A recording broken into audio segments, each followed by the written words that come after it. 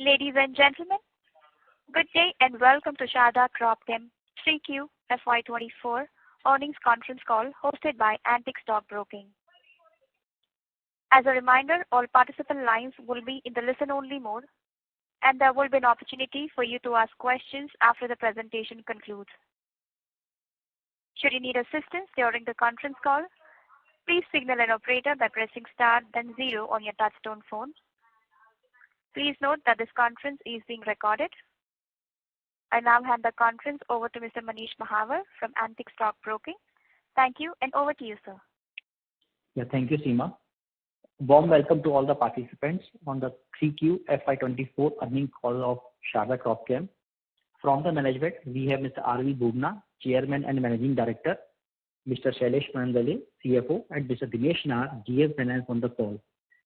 Without any delay, I would like to hand over the call to Mr. Bubna for opening remarks, post which we will open the floor for Q&A. Thank you, and over to you, Mr. Bubna. Thank you, Manish. Good evening and very warm welcome to everyone present in this call. Along with me, I have Mr. Shailesh Mahendale, our CFO, and Mr. Dinesh Nahar, General Manager Finance, and SGA, our Investor Relations Advisors. Hope you all have received our investor deck by now. For those who have not, you can view them on the stock exchanges and the company website.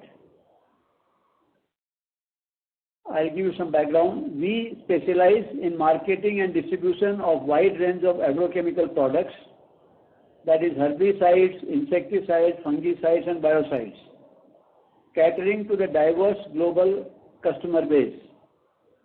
We prepare comprehensive dossiers and seek registration of our products in our own name. We allocate substantial resources and establish our foothold in the markets. Our total product registrations stood at 2,901 as on 31st December 2023. Additionally, 1,075 applications for product registrations globally are at different stages of approval. The capex for the last 9 months of FY24 stood at rupees 276 crores. For the full year, we expect the capex in the range of 352 to 400 crores. For Q1 24, the revenues have got reduced from rupees 1017 crores to rupees 632 crores. We have seen a volume reduction of approximately 20% year-on-year on our products. Volumes of agrochemicals reduced by 21% year-on-year, and volume of non-agrochemicals reduced by 16% year-on-year. Revenues got reduced mainly due to weaker demand because of drought season in Europe and adverse weather conditions in NAFTA region. Also, there has been lower product price realization across all the regions. Gross margins have got reduced from 30.5% to 26.2% in Q3 at financial year 2024. The finished good prices have also reduced substantially.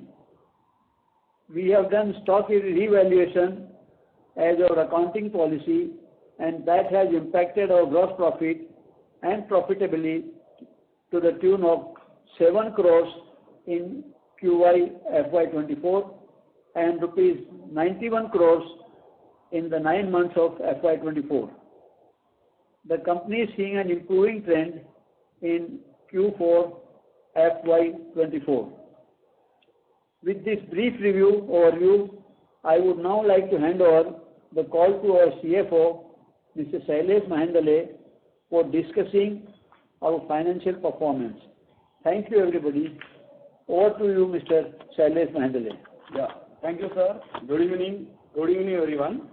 Coming to Quarter 3 Financial 24 performance, revenue stood at rupees 632 crores in quarter 3 FY24 versus 1,017 crores in quarter 3 FY23, with a reduction of 38% year-on-year.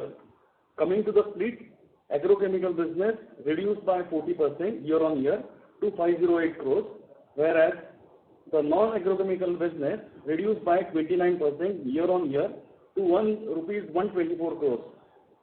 Gross margin stood at 26.2% in quarter 3 financial year 24 as against 30.5% in quarter 3 financial 23. The finished goods prices have also reduced substantially. We have done stock revaluation as per accounting policy, and that has impacted our GP and profitability to the tune of rupees 7 crores in quarter 3 FY24. EBITDA stood at rupees 47 crores in Q3 FY24, which is mainly due to the decline in the gross margin and increased other expenses which are relating to strengthening of our global workforce to support future growth. PAT for the quarter stood at rupees 4.6 crores. Coming to 9-month financial performance, 24 financial performance, revenue stood at rupees 1,851 crores in 9 months FY24 versus rupees 2.63 crores in 9 months FY23, a reduction of 28% year-on-year. Coming to the split, agrochemical business reduced by 30% year-on-year to rupees 1,424 crores, whereas the non-agrochemical business reduced by 20% year-on-year to rupees 427 crores. Gross margin stood at 19.8% in 9 months FY24 as against 28% in 9 months FY23. We have done stock revaluation as per accounting policy, and that has impacted our GP and profitability to the tune of rupees 91 crores in 9 months FY24. EBITDA stood at rupees 19 crores, whereas PAT level reported loss of rupees 112 crores for 9 months FY24. Working capital days as on 31st December 2023 stands at 131 days. We remain debt-free company and holding cash and cash equivalent of rupees 370 crores as on 31st December 23. The company is seeing an improving trend in quarter 4 of FY24. Thank you. We can now open the floor for questions and answers. Thank you. Thank you very much. We will now begin with the question and answer session. Anyone who wishes to ask a question may press star and 1 on their touchtone telephone. If you wish to remove yourself from the question queue, you may press star and 2. Participants are requested to use handsets while asking a question. Ladies and gentlemen, we will wait for a moment while the question queue assembles. Thank you.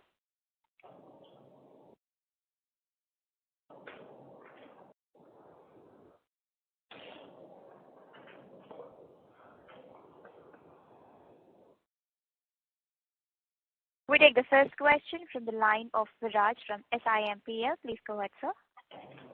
Yeah, thanks for the opportunity. Just a couple of questions. First is, if you can just probably give the figure for sales return in the 9 months 2024 and for the quarter. And 1 minute, sir. May I know your good name? Viraj. Mr. Viraj, your voice is getting cut in between, and also it's not loud enough. So can you speak a little louder and maybe bring the headphone closer to your mouth? Sure. So can you give me the sales return figure for the first 9 months and for the quarter?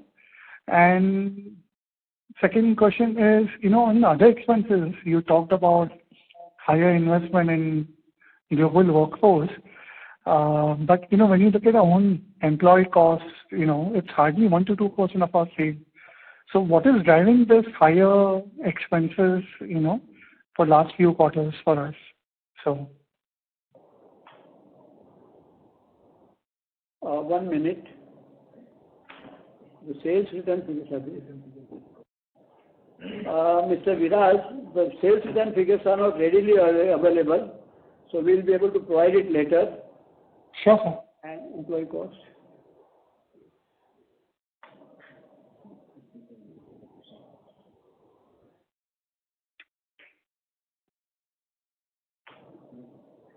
One minute.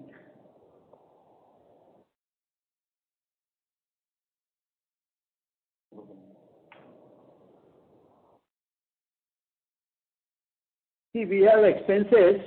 We don't have the employee cost so much, but we engage more than 300 people outside India, and all those people are working with us as a consultants. Instead of having employee-employer relationship, they are consultant and client relationship. So client consultancy charges have gone up by almost 18.5% year on year. Similarly, professional charges have gone up by 48.2%. Business development expenses are also professional and marketing expenses of the consultants. That has gone up by 26%. Service charges have gone up by 46%. And total, these expenses have gone up by 24.45%. All the expenses that I mentioned, if they are put together. Okay. And would this rate of investment would continue in the P&L, or rate of investment in the registration? Yes, Mr. Viraj, it will continue because it is not a one-time process. If we take up any product for registration, then the process of registration lasts maybe 2, 3, 4, even 5, 6, 7 years. You cannot stop them in between, and this is the backbone of our business model. We, in order to get entry into the market, we have to have a lot of registrations. You cannot market any of agrochemical products in any country without having the registration of that product and that formulation of the same molecule in that country. So if we have to stay in business, we have to continuously continue the investment in these registration processes, which is our capital expenditure. No, what I was asking was the rate of growth in some of these expenses, like the consultancy and the service charges, the business development. Will that rate of growth would largely continue in coming years as well, or this is like more of a one-time? We should kind of meet these kind of levels. Registration costs. Yeah. The rate of growth will increase because the process of registration is becoming more expensive, more difficult, and more time-consuming. Okay. As far as the other costs are concerned, they would be, the increase will not be very much. It could be also controlled to on the lower side. It depends. Okay. Second question was on the competitive dynamics right now. If you look at, say, this particular quarter, we had seen a volume degrowth of somewhere around 21-22%. Now, if you look at the actions of some of the larger Chinese players, say, there's a player called Rainbow and there are similar ones. In last 1 year alone, some of these guys have acquired, say, plus 1,100 registrations, each player. And they are looking to increase that pace of registration acquisition to participate in a lot of generic molecule play, as against being a manufacturer. So for some of these major markets which we cater to, if you can give any color in terms of how the competitive dynamics, has played out. So this degrowth of 20% is more driven by end market demand as being lower, or you're seeing and competition dynamics also changing? No, sir, this degrowth has nothing to do with the registration costs. The degrowth is mainly because of the reduction in the prices of these products, mainly the reduction in the prices of same products. In some products, the prices have gone down to about 25% of what was prevailing 1 year back. So the degrowth is mainly on account of this reduction in the prices. No, sir, what I'm asking is this degrowth of 20% in volume, which you've seen in quarter 3, is it also driven by increase in competition? So has there been any market share loss or change in market shares in the major markets which we cater to, or it's more driven by end market being weak? The main reason is the degrowth of the market itself. Because of the adverse weather, drought in European region and complicated weather in the United States, it is only because of these factors. Okay, just one last question. I'll come you. If you look at the working capital again, right, we've seen a very sharp increase both in receivables and inventory. So do we see any risk of further provision either for bad debts or for inventory write-off, in coming quarters? No, I don't foresee any provision for these things. These working capital has gone up mainly because of poor sales by our customers, and that is that is because of adverse weather and drought situation in many important countries. But this is not likely to continue year after year. Okay, come back. Thank you. Thank you. Thank you, sir. We take the next question from the line of Rohit Nagaraj from Centrum Broking. Please go ahead, sir. Yeah, thanks for the opportunity. Am I audible, sir? Hello? Hello, am I audible, sir? Yes, you are audible, Mr. Nagaraj. Yeah, thank you. Thanks for the opportunity. The first question is on the supplies from China. So we've been hearing during the entire 2023 and your comments also that there have been significant supplies which have come from China. So what is your assessment currently in terms of whether those supplies have alleviated or the momentum is still continuing, and a general understanding of inventory situation across different regions of your operations? Thank you. Mr. Rohit, the situation in China continues to be the same. All the manufacturers are sitting with huge inventories. Some of them have reduced their production. Some of them have closed the plants who had more than 6-7 plants. But they are still, the inventory level is still continuing to be very high and very uncomfortable for the entire world. Right. And second part of your question? So the inventory situation across different markets, what we hear is Latin America still has a lot of generic inventory. So your understanding of the same? Mr. Rohit, these are not available as in public domain. It's very difficult to make an assessment, and it does not help us in our business model. We can only tell you that there are inventories also in the pipeline and also in the destination countries. Sure. That's helpful.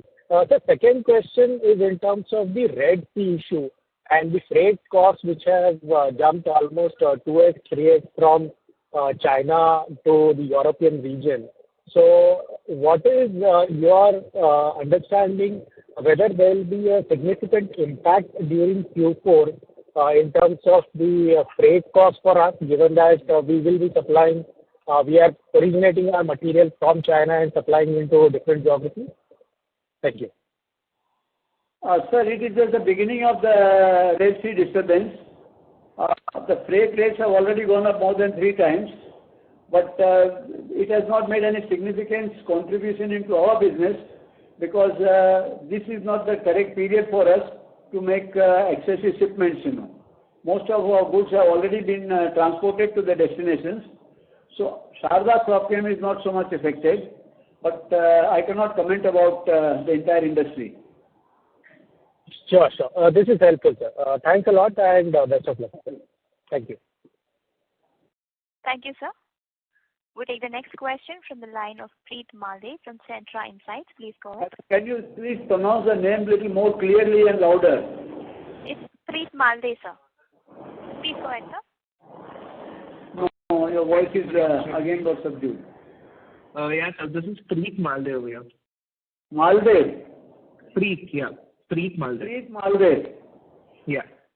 Okay. So I have a few questions regarding the registration cost. Which company do you represent? Centra Insights. Which one? Centra Insights. Centra Insights. Yeah. Okay. I understand that the registration costs have been going up significantly. Historically, we have been able to maintain more than 20-25% ROCE levels. So what can we expect from now on?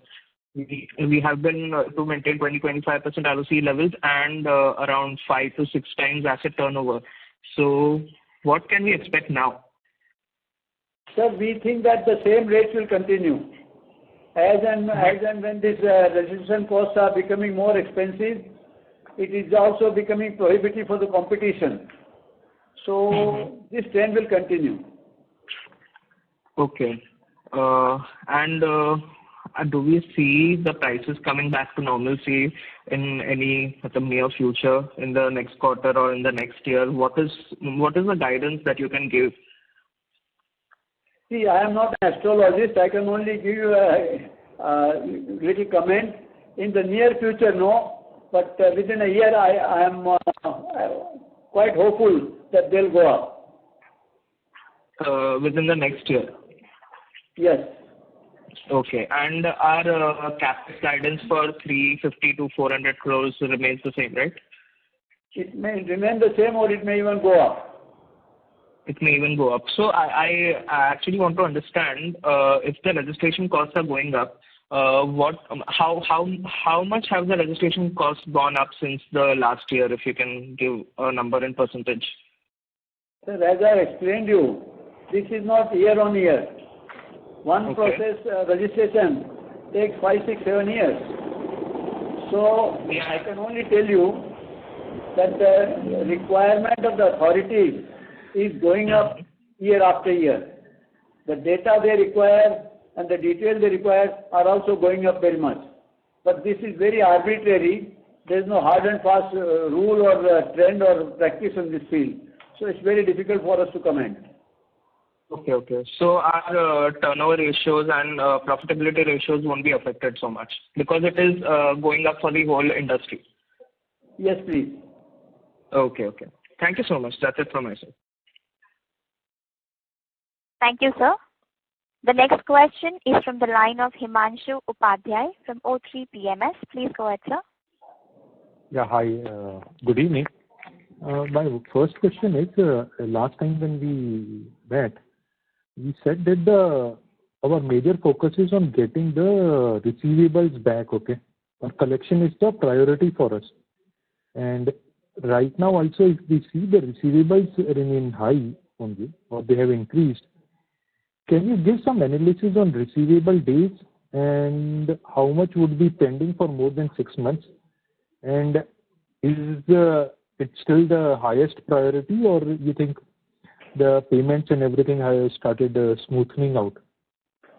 Sir, I don't recollect I said that this is our highest priority, because receivables have been our priority all throughout. But I don't think I ever used the word highest. It will continue to be our priority, and it's very normal. Okay.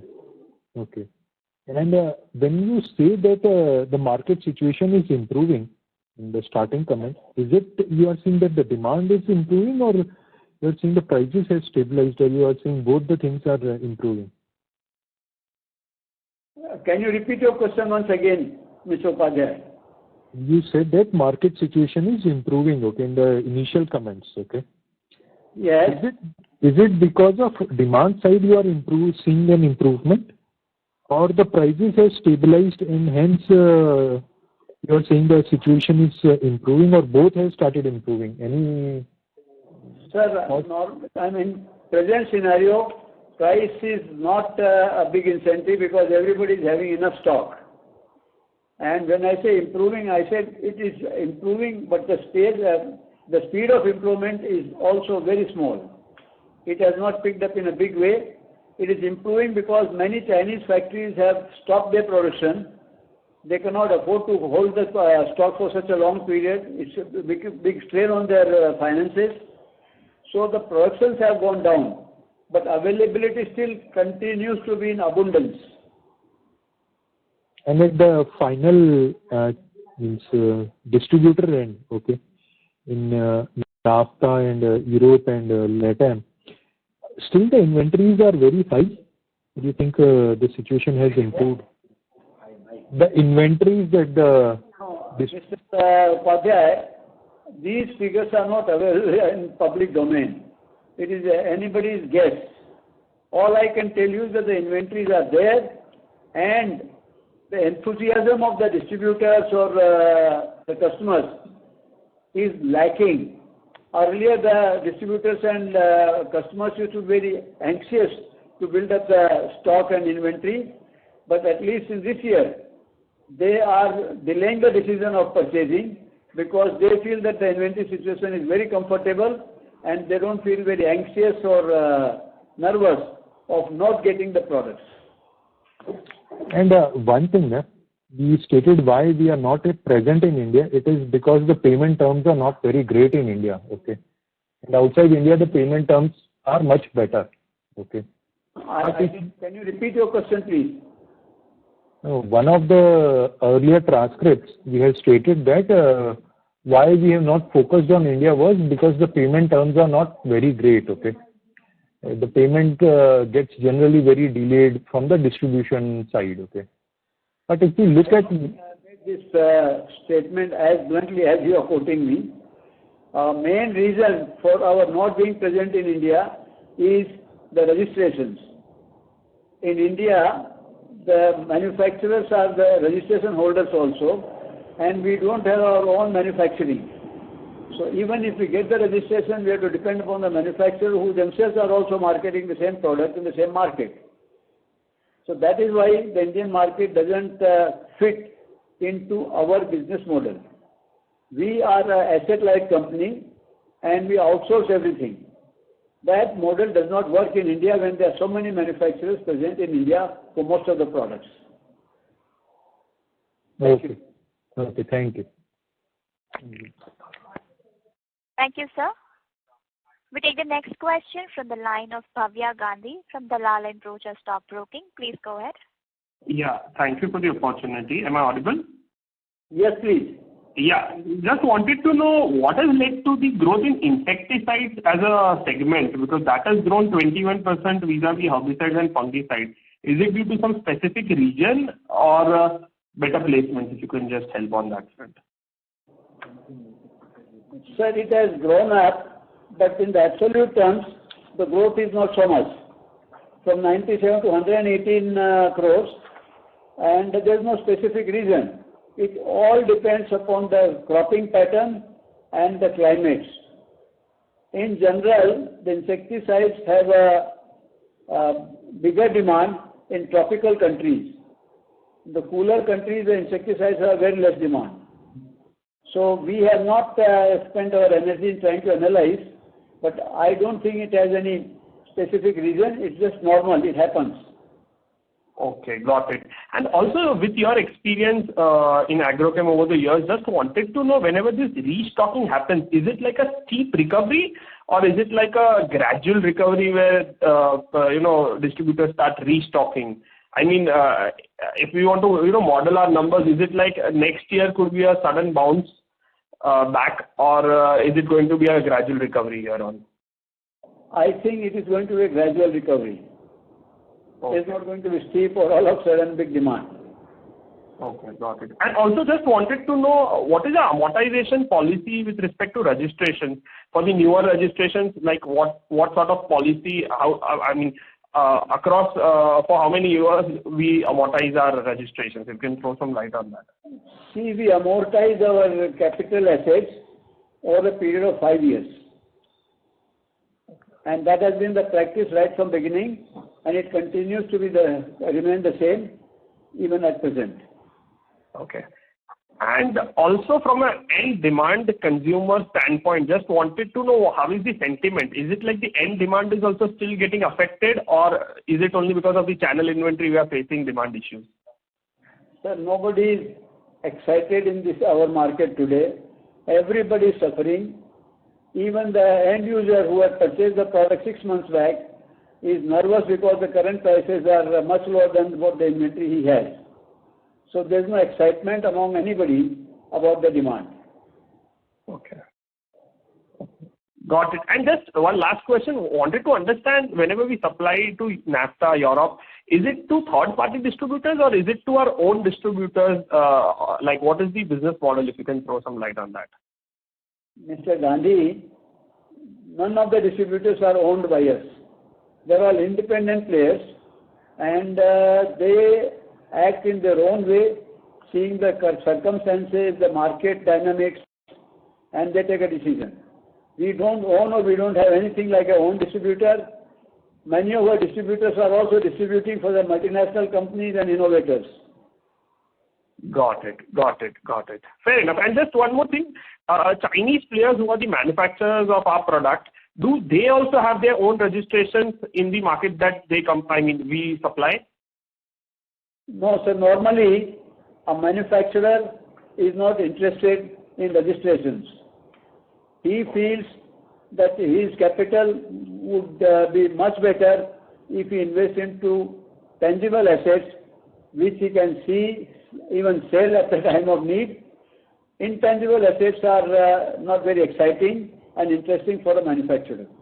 Got it. If he has extra capital, he would like to put up another plant or increase the capacity of his plant rather than investing in funds into invisible and intangible registration assets. Got it. And with the surplus cash that we have. Randy, may we request you? Sir, you have put too many questions. Sure. Thank you. We take the next question from the line of Mr. Dhruv Muchal from HDFC AMC. Please go ahead, sir. Yes, sir. Namaskar, sir. Sir, for 3Q, you gave volume was for agrochemicals division was down 21% YOY. What is price and FX? 1 minute.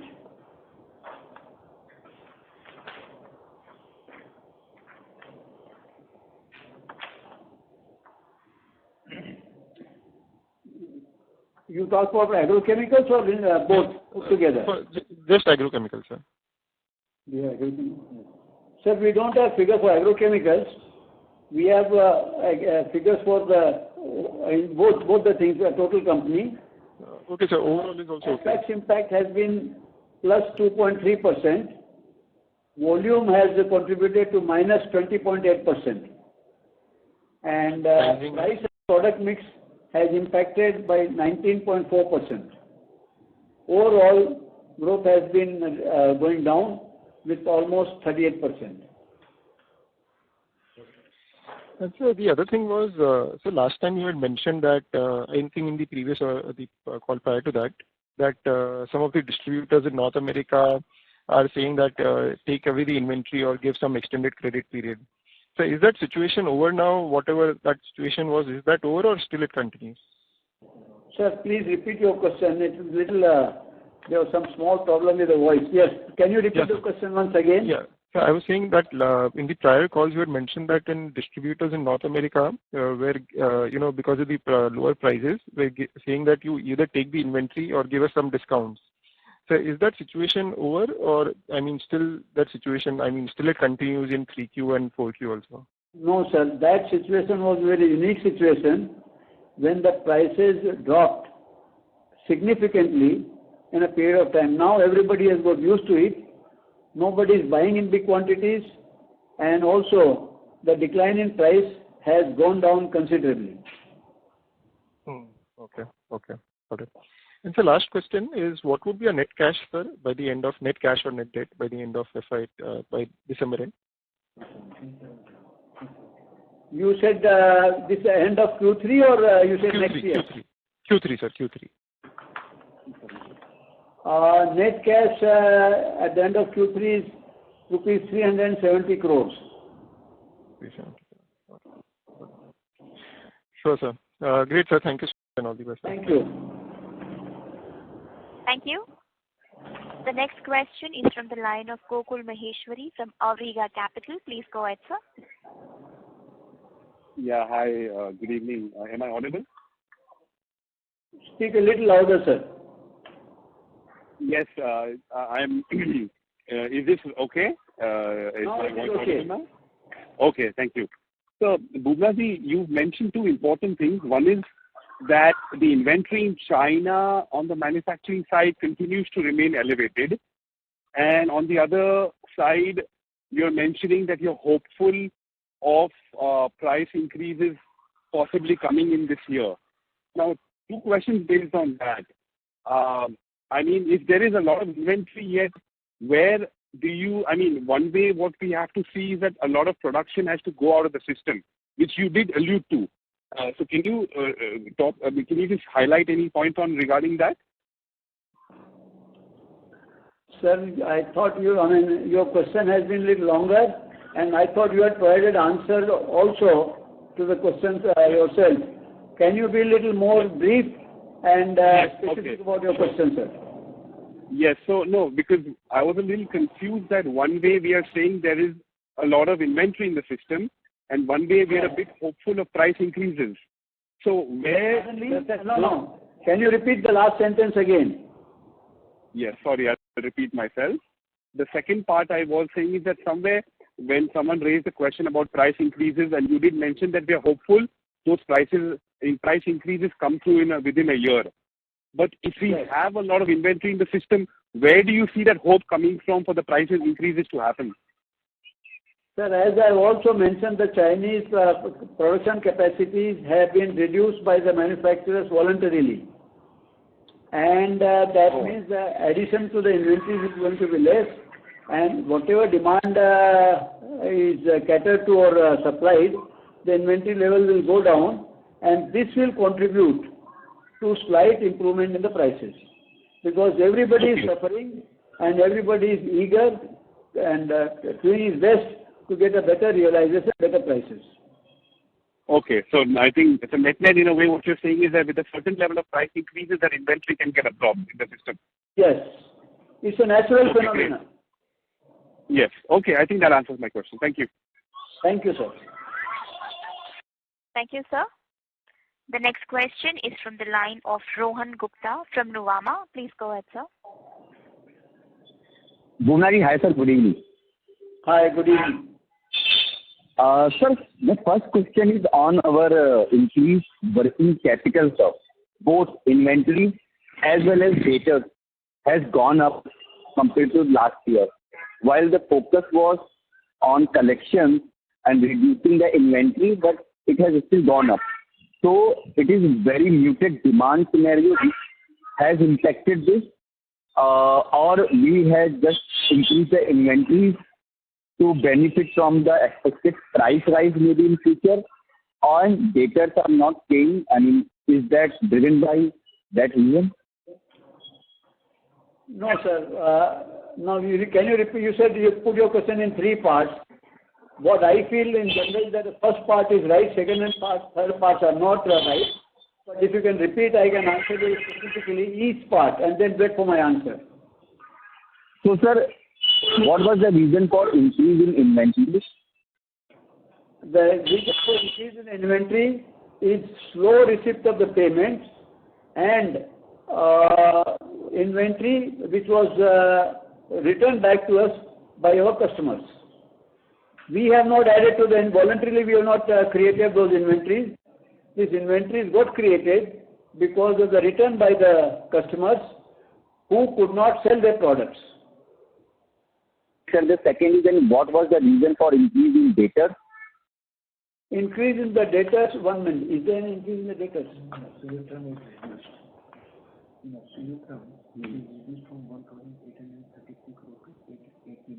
Rohanji, you will be surprised, pleasantly surprised.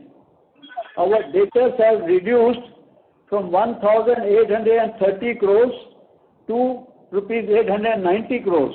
So almost 50%. Okay. Between March 23 and December 23. So we are comparing 4-month period with 4 quarters and 3 quarters. Last quarter our sales are also very high, so that is one of the reasons. I don't have ready figure for December 22 for the debtors, but there is no significant increase in the debtors, sir. Sir, if I understand our business model right, then we have always and we should always be beneficiary when the prices fall of the raw materials, because we don't manufacture anything, we just buy from the market. This is the time when we have seen the maximum price fall has happened in China.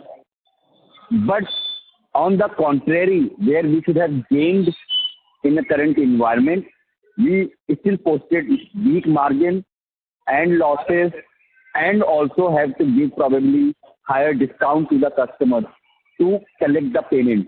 So, sir, is it this understanding probably about our business model then is wrong, because even the raw material prices fall, we won't benefit. When the raw material prices will go up, at that scenario also we won't benefit, like how we have seen in the post-pandemic environment when the prices were going up. So sir, there seems to be some disconnect in our business model. Just wanted to understand your thought process on that. Rohanji, your question has consumed nearly 4 minutes. I would answer all those questions very pleasantly if you break it down to one question and one answer, and then second question and second answer. So repeat your question part by part and wait for my answer. Sir, I just want to understand, in a falling raw material prices, ideally we should have benefited. I will answer this. Yes. Sir, our inventory has increased not because of our voluntary purchases. Our inventory has increased because our customers were very enthusiastic almost 1.5 years ago to build up the inventory, because they had passed through the COVID situation where the material was not available to them as per their demand. So they built up, they ordered, and by the time the goods got delivered to them, there was a steep decrease in the prices. So they returned the goods to us, and in spite of fighting them with them and the legal questions and ruining our relations, following the trend of the market, we gracefully accepted the goods back because they were supplied to them on credit. And they said, if you don't take it back, we will not be able to pay you. So our inventory got built up involuntarily because of return of huge amount of goods by our customers. Now come to the next part of your question. So sir, when the prices, raw material prices now have started going up, or you are expecting that they will not fall, and over next 1 year, because Chinese supply is coming down, so they may go up. Do you think that we will go back to the previous level margins, sir, at gross level? Sir, that's what we hope. But I want to tell you, our inventory levels will also go down, because we will sell to our customers from the inventory we already have. Our purchases from China has got reduced considerably because there is no fresh demand. Third part of your question, Rohanji. No, sir. I think that answers both the questions. So thank you very much, sir, for answering so patiently, sir. Thank you. Thank you, sir. We take the next question from the line of Manav Kapasi from B&K Securities. Please go ahead, sir. Yeah, thank you for the opportunity. Am I audible? Yeah, you have to speak a little more louder. Okay, so last quarter, sir, you had given gross margin breakup region-wise as well as agrochemical region-wise volume. So if you can help us with this quarter number, sir. Yes, sir. Yeah.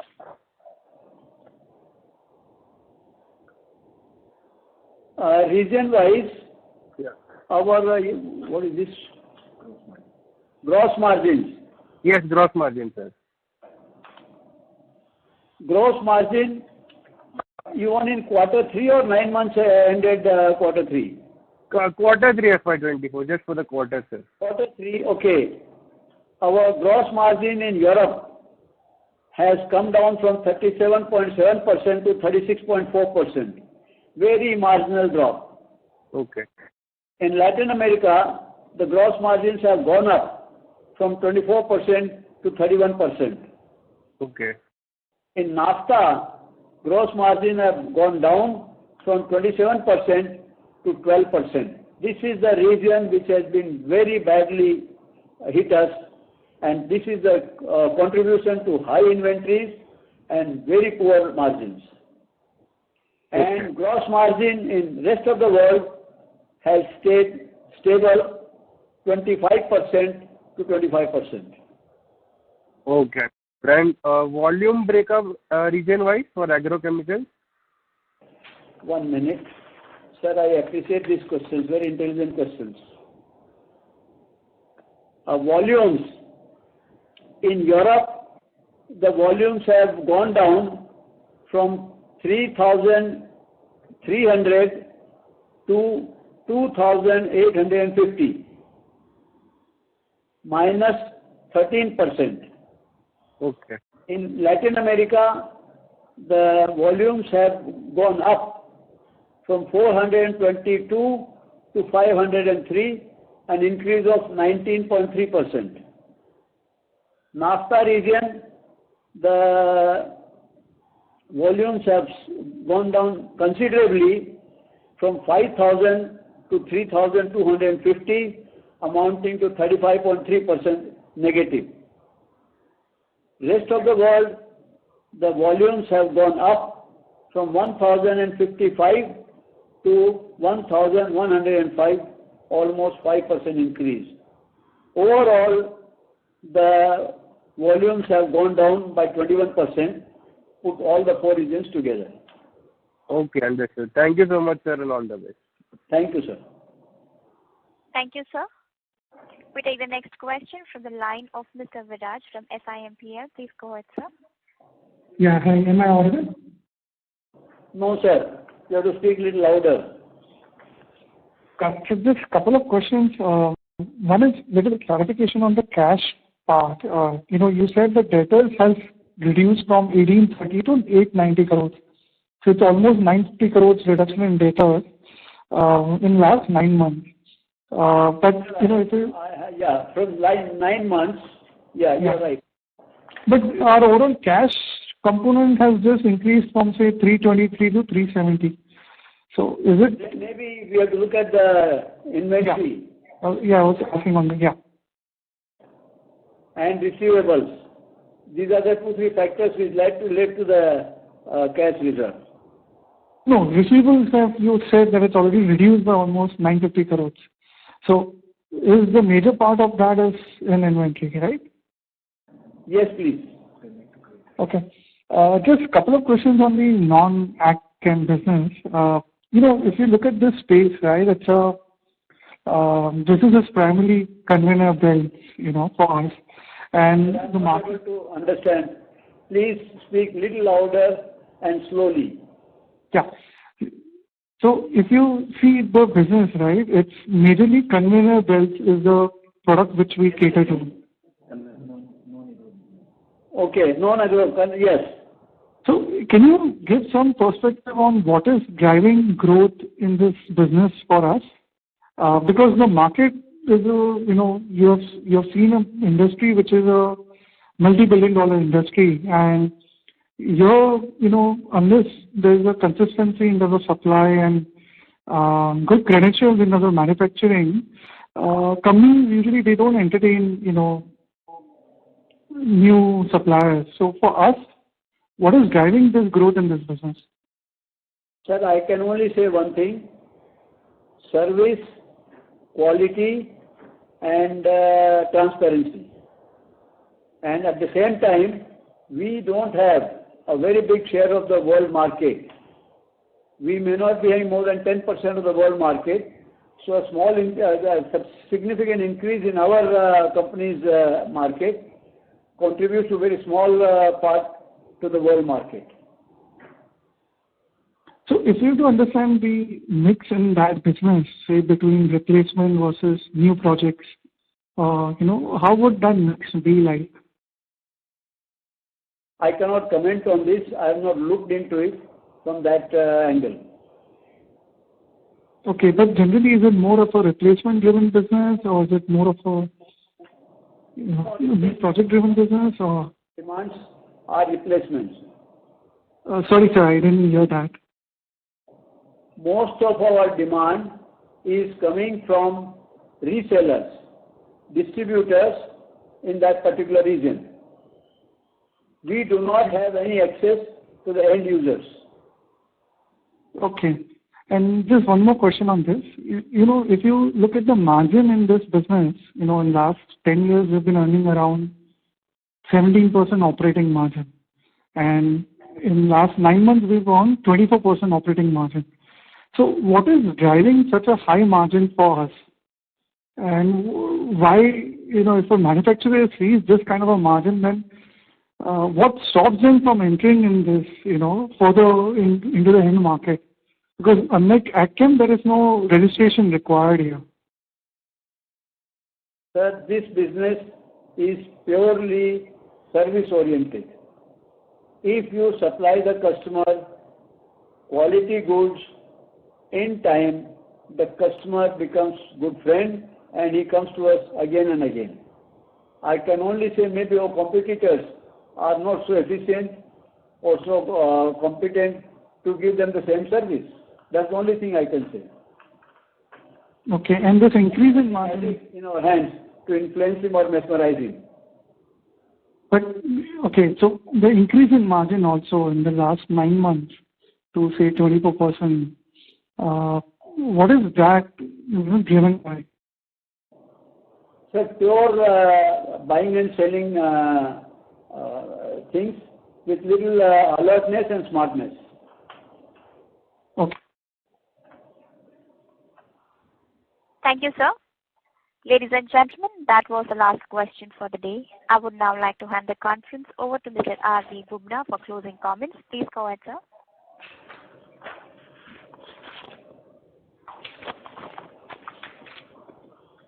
Yes, madam. Thank you everyone for joining us. I hope we have been able to answer all your queries. We look forward to such interactions in the future. We hope to meet your expectations in future too.